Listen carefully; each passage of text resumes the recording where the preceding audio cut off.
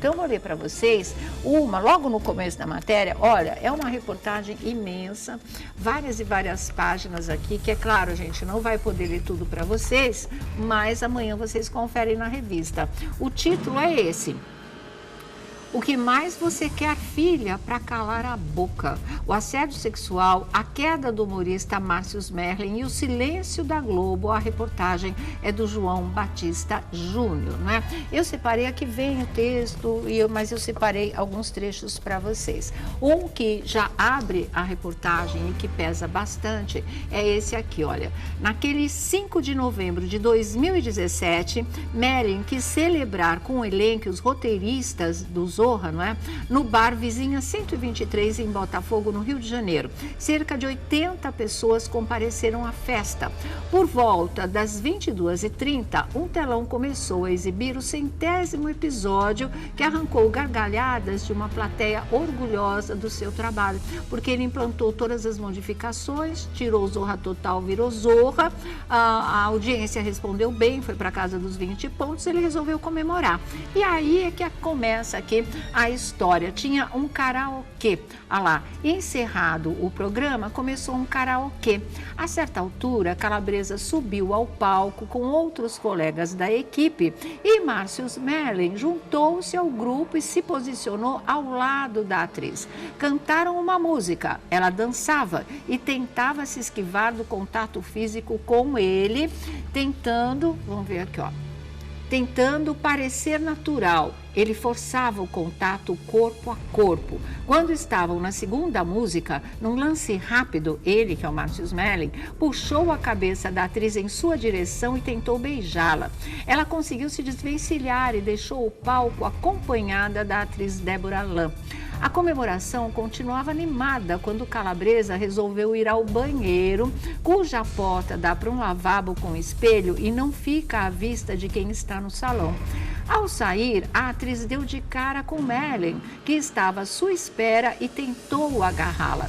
Ela reagiu, bateu com a parte traseira da própria cabeça na parede e pediu que Smerling a deixasse passar. Em vão. Com uma das mãos, ele imobilizou os braços da atriz. Com a outra, puxou a cabeça dela para forçar um beijo. Assustada, Calabresa cerrou os lábios e virou o pescoço, mas Smerling conseguiu lamber o rosto dela. Em seguida, tirou o pênis para fora da calça. Enquanto a atriz tentava soltar os braços e escapar da situação, acabou encostando a mão e quadris no pênis de Smerling. E ao reencontrar os colegas no salão, Calabresa teve uma crise de choro. Os atores Luiz Miranda e Jorge Salma ofereceram a ela um copo d'água e confortaram a amiga. Então vejam só a cena, vejam só o momento em que a Dani teve que encarar. 3 dias depois do assédio no bar em Botafogo, Calabresa estava ensaiando um novo episódio do Zorra no Projac, não é?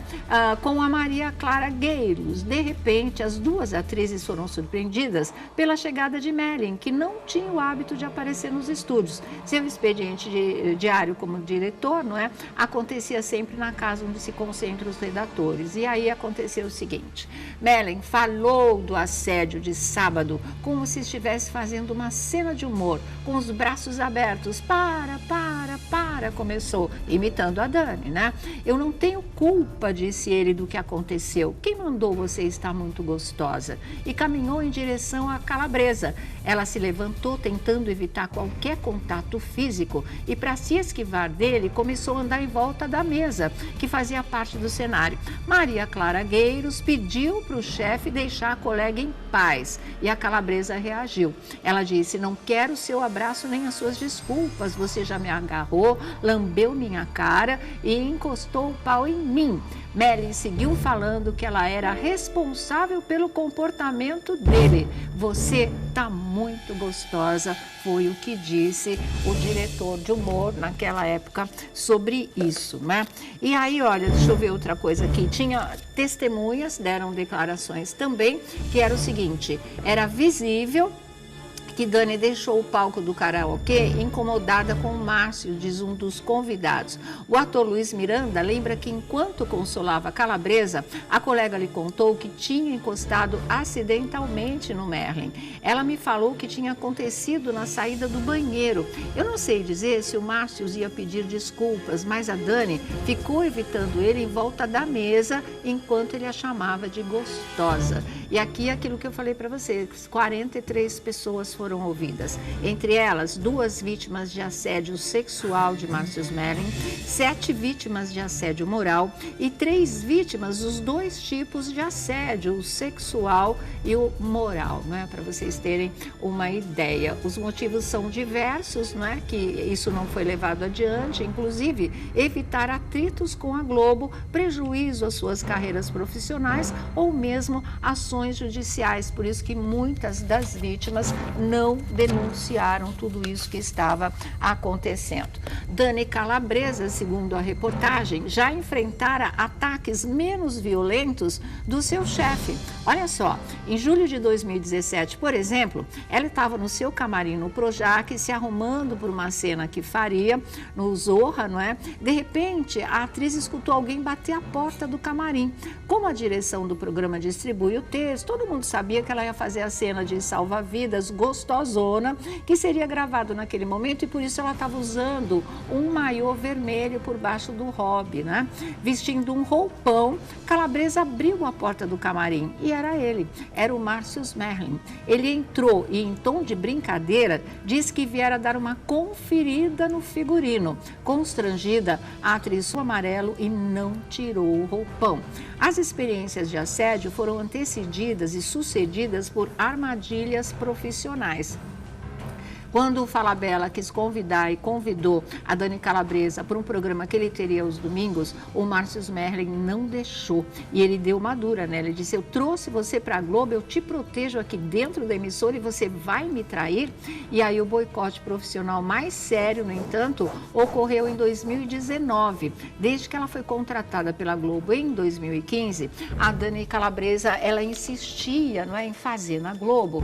E a gente comentou muito isso aqui o ano passado, que ela insistia em fazer uma versão do Furo MTV. E ela queria levar o colega dela da MTV, o Bento Ribeiro, porque eles fizeram muito sucesso na época juntos, né? Ele até disse que sim, vão fazer, vai estrear no dia 20 de janeiro, vai chamar A Hora do Furo, umas coisas assim. Prometeu mundos e fundos, ele e a número 2 dele, não é? Que era a sua assessora direto, mas não rolou. Quando ela voltou para uma reunião, ele disse que seria ela sozinha, não tinha o Bento Ribeiro. E aí a briga foi feia realmente, porque ela disse, sem ele, o que vocês vão fazer, o que vocês estão me propondo é plágio. Eu não vou ficar sem o meu companheiro, ele vai se sentir traído e eu não vou querer fazer um projeto que era nosso sozinha. E aí ela abandonou a reunião, não é? Foi embora chorando aos prantos, chamou um Uber e depois disso ela foi ficando muito mal. Até os amigos dizem que ela passou a ter crises de pânico, de vômito, quando ela era obrigada a sair de São Paulo em direção ao Rio de Janeiro.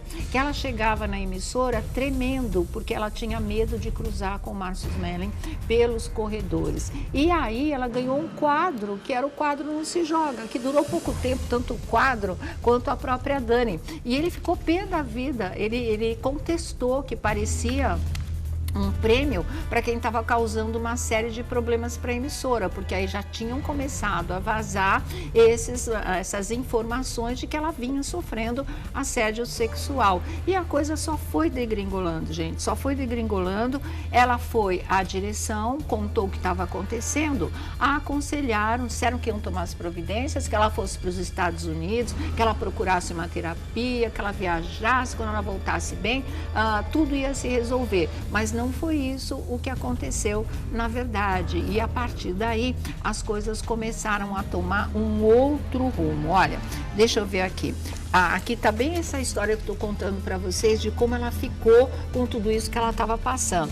Calabresa passou a ter ânsia de vômito quando pegava o avião de São Paulo, onde mora, para o Rio de Janeiro, onde gravava. Seu coração disparava quando tomava o táxi no aeroporto Santos Dumont em direção aos estúdios da Globo.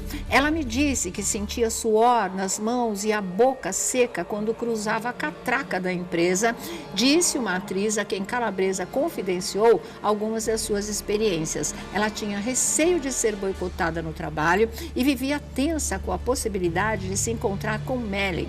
Quando se cruzavam, ele quase sempre a chamava de gostosa, apertava a cintura dela, afagava o cabelo e dizia frases como sonhei com você outra vez, hein? Então virou, na verdade, uma tortura psicológica e para ela enfrentar tudo isso, realmente foi uma coisa complicada. Então aí veio reunião em cima de reunião, ela foi para os Estados Unidos. Quando ela estava nos Estados Unidos, ela viu numa tarde só, para tentar esfriar a cabeça, 2 musicais. Em um deles tinha uma frase que chamou a atenção da Dani Calabresa e ela, quando saiu do espetáculo, ela postou essa frase no Instagram, que era uma frase tipo assim, nunca tenha medo de ninguém. Ela postou a frase, no que ela postou o telefone tocou, era ele, né, aqui do Brasil, tentando saber se aquilo era alguma indireta.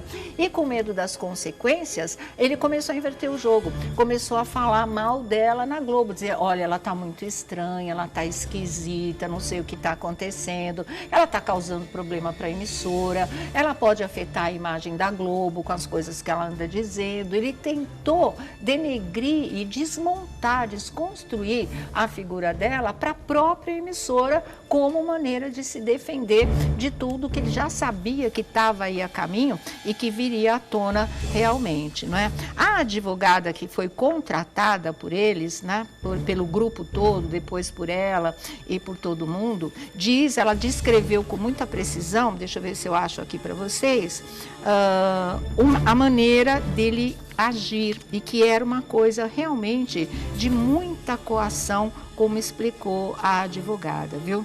Bom, a coragem da Calabresa acabou motivando outras mulheres, isso está aqui, acabou motivando outras mulheres. No curso da investigação contra Mellen, novas denúncias começaram a surgir, mas 5 mulheres, pelo menos, compareceram ao compliance da Globo e denunciaram Mellen por assédio sexual. 3 delas falaram do incômodo de contracenar com ele, que costumava encostar-se nelas, roçando o pênis ereto. Ele fazia isso até quando me encontrava nos corredores, sempre em tom de brincadeira, como se o lugar fosse apertado demais e fosse impossível não encostar em mim, relatou uma delas. Em conversas com a reportagem, outra atriz contou que Mellen a visitou no apartamento para onde ela acabara de se mudar, quis conhecer seu quarto e ao chegar ali expôs sua genitália. Outra relatou que ele aparecia de surpresa em sua casa, dizendo que ao passar casualmente pela região, resolveu visitá-la. Enquanto conversavam sobre a carreira dela na TV, ele tentou agarrá-la. E é aqui que realmente eles fazem uma comparação, inclusive, com o Wittgenstein lá dos Estados Unidos, aquele poderoso de Hollywood que acabou realmente, né, também sendo condenado aí praticamente à prisão perpétua nos Estados Unidos. Só o que disse a advogada em relação à maneira dele agir, não é? A Mayra Cota.